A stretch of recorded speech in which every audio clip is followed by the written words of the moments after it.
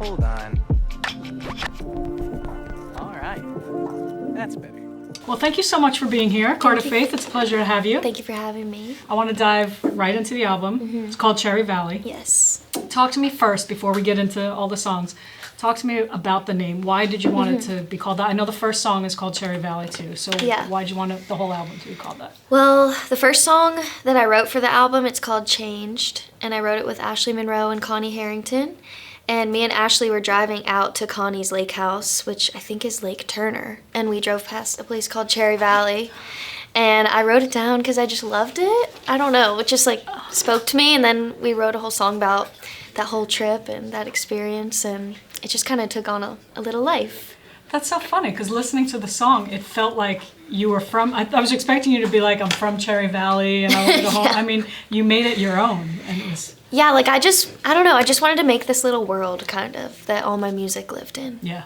So how does it feel to finally have your debut album coming out? I know you had a couple of EPs, but this is your debut full length.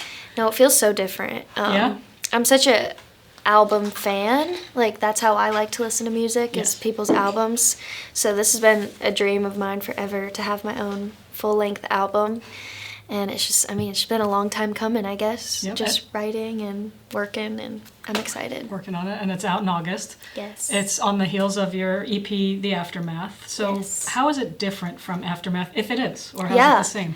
The Aftermath, I feel like I wrote those songs like maybe 3 years ago, and it just took me a while to like get them out there, and I feel like I'm past that point in my life, and so this kind of felt like the next step, like lyrically and sonically. I just got to like really dive in with my producer Topher Brown and make a record that kind of, it's country, but it has like Beach Boys elements and all these other artists that I love. I was really inspired by. So I feel like I just got to really dive farther in. Yeah, it's definitely a country album. Yeah. You have that twang about you. I'm a country girl. You are a country girl, that's for sure. First single though I want to talk about, If I Had Never Lost My Mind. Yes. Oh my God, your vocals are insane. Thank you. Number one. And number two, can you give me a little story behind that? And Oh, can I? is that a true to life story? Yes, Okay. they usually are. Okay. I feel like I dramatize whatever that word is, things in my head, for sure, but that story is very true, sadly for me. That is. But I don't know, I feel things very deeply. I think that's why I'm a singer-songwriter. And that particular breakup, it was a long relationship. It was my first probably like real life adult breakup. And I just went out of my mind crazy. And that's how that came about. When I was listening to it, I'm like, poor girl. But I like that you did add a little drama to it as well. Why did you want that song to kick off your debut album and be the first song that everybody's like, okay, this is what it's all about? I think I feel very connected to that song. That song means a lot to me. And I felt like it just kind of made a statement. This album is definitely, it's me, it sounds like me, but it's different, and I think it's bold, and I wanted all the singles to feel that way too. I think there's like different versions of boldness on the album, but that first song felt just like coming out of the gates swinging, and that's what I wanted to do. Yeah, I feel like, and I don't know if this was on purpose, you tell me, but I felt like listening to it in the beginning, you start off kind of happy and fun, and then you just get badass and you give them hell. And then you kind of, while it's heartbreak at the end, it's kind of slowed down a little bit and kind of just taking in heartbreak. Yes, it's like a journey. Yeah. It's basically how especially like deciding the track list, for me it felt like, okay, what would a year in Cherry Valley feel like? Like you go through the seasons, and that's like life to me too. So that's how I wanted it to feel. Yeah, okay, good. So you go from that song, If I Had Never Lost My Mind, to Grudge. You just released Grudge. Fabulous song. Probably my favorite on the album. Everybody should listen to it. But such a different kind of song. Yes. So explain the album a little. Does it go from slow songs, love songs, to heartbreak, to kick-ass? I mean, talk about how you laid that out. I think the beginning of the album is like, here we are, we're in Cherry Valley, right? And then some like players are set out to set the scene, kind of like a movie, and you know, it's fun, and then I'm pissed off with Grudge. I'm like, you fucking bitch.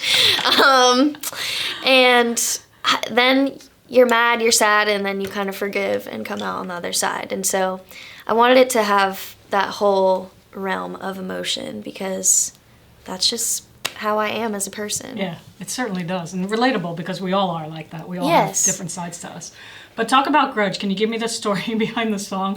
I mean, you called it a silly little song born out of pettiness, right? Yes. So, tell me how that came about and all the pettiness, because I love pettiness. Well, I'm from a small town, as I'm sure a lot of us are, and there's just those people who, I guess, forget that rumors get around and things they say get around, because they always do. Yes, of course. You're always going to hear what people said about It you. always comes out. And I just heard someone say a lot of things about me, and we weren't friends anymore, and I was like, I just have to get this anger out. We literally wrote it as a joke, but then I started playing it at shows because I wanted like a little upbeat, fun audience thing, and people would just die laughing, and I was like, I have to put this out because it's just funny, and I think a lot of people relate to it. I need you to name names now. I need can't. to know who you're talking about here. There is a name in the song. I heard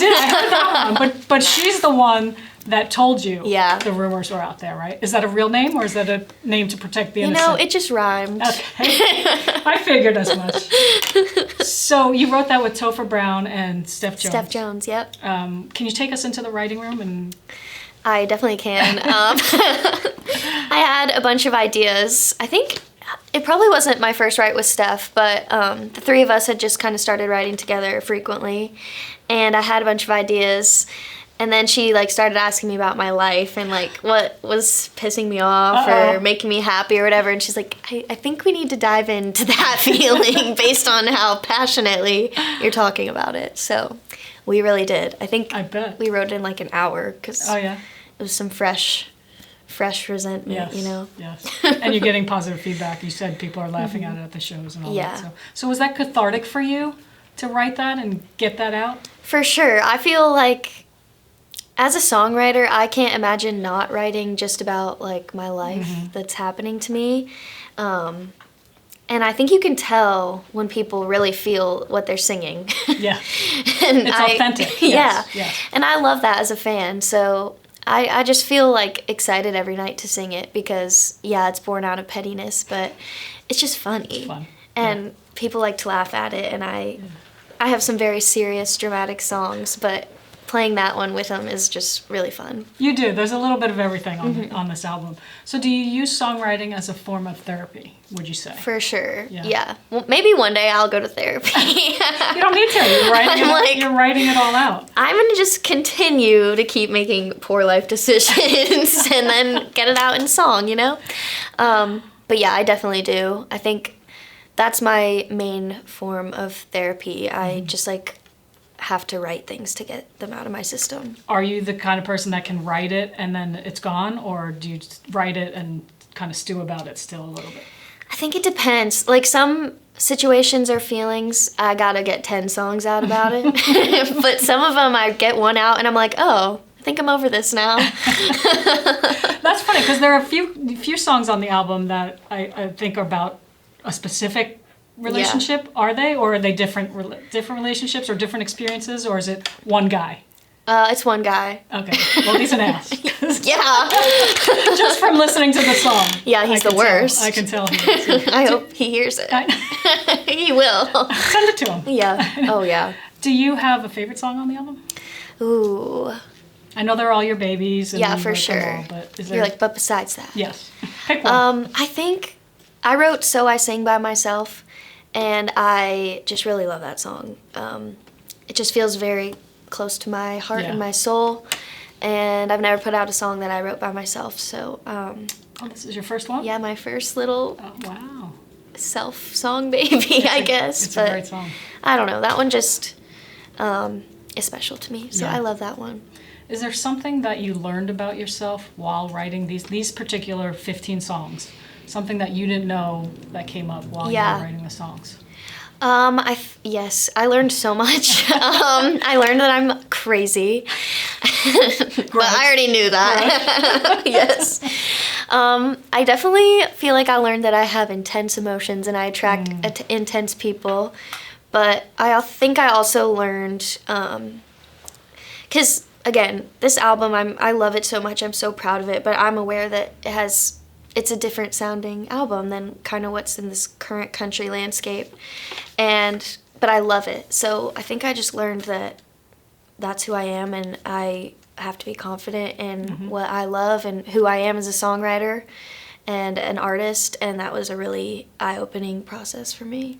Do you worry about that when you're making an album? Do you worry about getting songs on radio and worrying about what they're going to play as opposed to what you want it to sound like? I feel like I worry about it after the fact. Like in the writing room, I'm never thinking like that. I'm always just like, what song is coming through today? Yeah.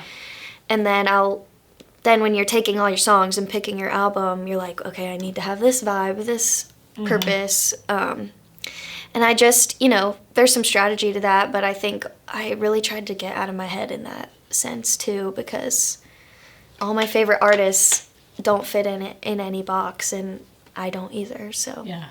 I don't know. Very interesting process. I'm sure it is. And you said you learned about yourself, what you learned about yourself. What does the listener learn about Carter Faith that we don't know? Ooh. What do they take away? Again. We're not going to take away that you're crazy. Yeah, no. Because we all have felt every single one of those songs. Totally. I think just that, I guess something that was really important for me, as I kind of said, was as a woman too, I did not want to just have breakup songs or life story songs or anything like that. I wanted it to be this wide range of complex emotions that sometimes go against each other or don't make sense together, because that is the confusing part of life that's real. And so I think maybe people will learn that I'm soft and hardcore, I'm angry and forgiving. Like, I don't know, it can be both. And I'm just like a real person that is having these feelings, but I just like to make them really sound dramatic and cinematic. There are some soft songs on there and some hardcore, but from my perspective, listening to it, I would take away that you're a badass. Thank you. And that you don't take crap. Yeah. Anymore. You gotta take some crap to learn not to take crap anymore. Yes. But yeah, I think maybe people just learn, I just am gonna say it how it is, and I'll deal with the repercussions later, and I usually do. I feel like you learn from these relationships. Totally. You're not going to take that anymore. Oh my God, hopefully. Okay. Can you pick 3 words that would describe you? Describe me? Yeah. Ooh. I would say intense, emotional, and just kind of silly. I don't know. All 3 songs are on that. All 3 types of songs are on there. But I did want to jump away from the album a little bit, and you did a song with I like to say Bon Iver, but it's Bon Iver. Bon Iver. Yes. Tell me about that. How that collaboration came together. It's called Award Season. Yes. Tell me about how that came together. That was the craziest thing ever, because the first song I ever sang in front of a crowd was "Skinny Love" by Bon Iver. At like my middle school talent show, I'm pretty sure. God. And so weirdly a full circle moment for me.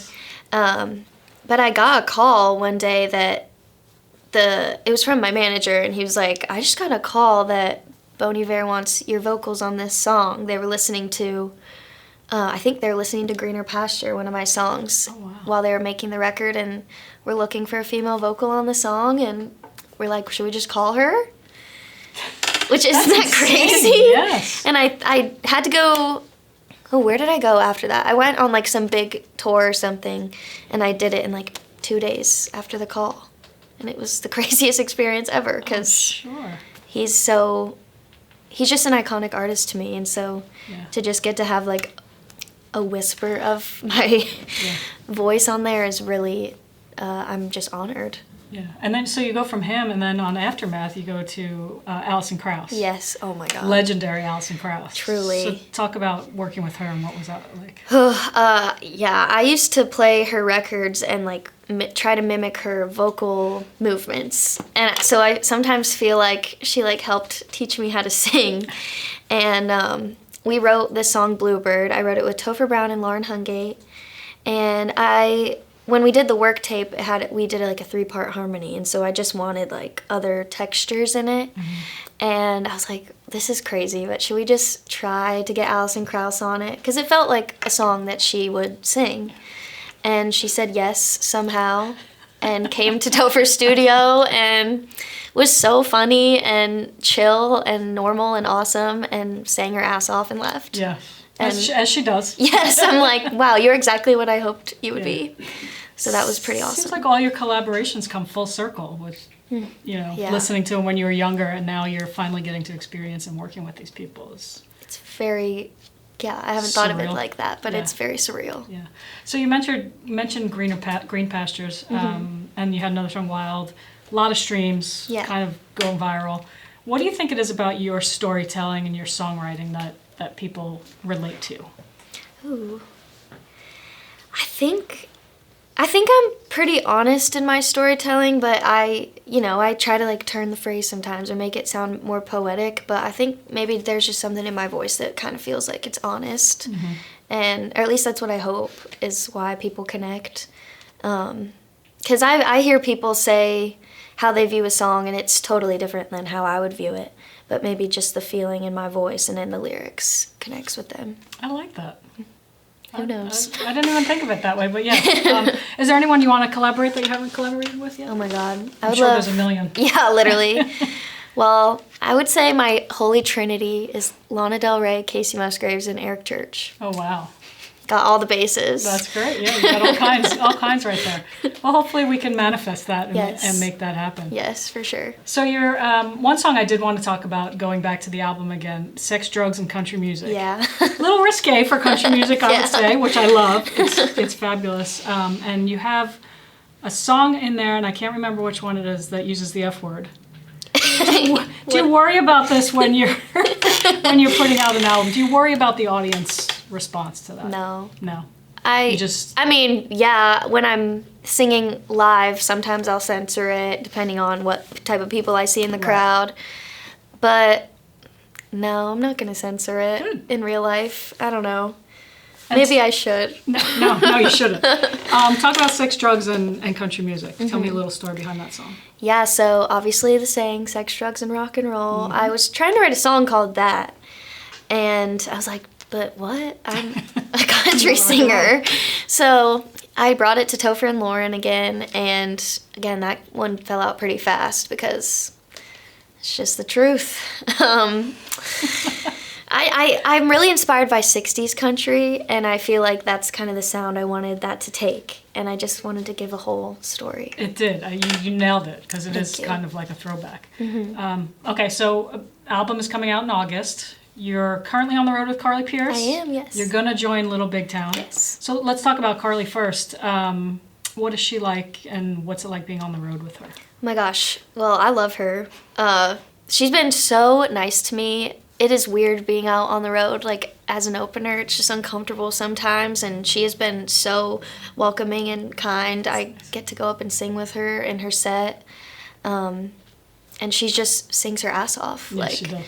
I am just such a fan of her as an artist. I think her songs, again, are so honest, and I love her. And so I'm just excited to share the stage with her. Awesome. We've been writing together, which is cool. Oh, you have? Yeah. Getting to write with, like, people you are inspired by is really cool. So we can look forward to some Carter Faith and Carly Pearce hopefully songs coming soon? Hopefully. And has she given you any advice out there that you can share? I feel like she's like, just be convicted, like, be a convicted person. I think that's what you have to do to be a successful artist, and to connect with people is just have conviction in who you are and be confident in that. And she definitely does that. What are you looking forward to going out with Little Big Town coming up? Oh my God. I am so excited. I know them, and they're such amazing people. Some of the nicest people in country music. Kind of insane how nice they are and how tight they are as a Yes, band. yep. Their show is unreal. Carly will be on a lot of those dates with me, so I'll get to see her again. But I'm just excited to go on, like, a full, proper tour with my band. That'll be the first time we've done, like, a whole entire tour together, and I'm really excited. That's awesome. So listening to the album from top to bottom, from first song to second song, what do you want people to take away from it? What message do you want them to get from your album? I think I just want people to really dive in on the journey that it takes you on and just kind of like get to escape reality for a second, because it's such a journey in my opinion, and it's cinematic and it takes you on a ride, and just maybe for like an hour, however long the album is, you can just like close the world out, because this is a scary world these days. Certainly is. And, you know, I'm talking about minuscule things in the album, but things that we all go through. So I just hope people can connect to it, live in it, and come back to it when they need to. Perfect. Thank you so much for being here. Thank you. Cherry Valley is out in August. Yes. Thank you again. Thank you.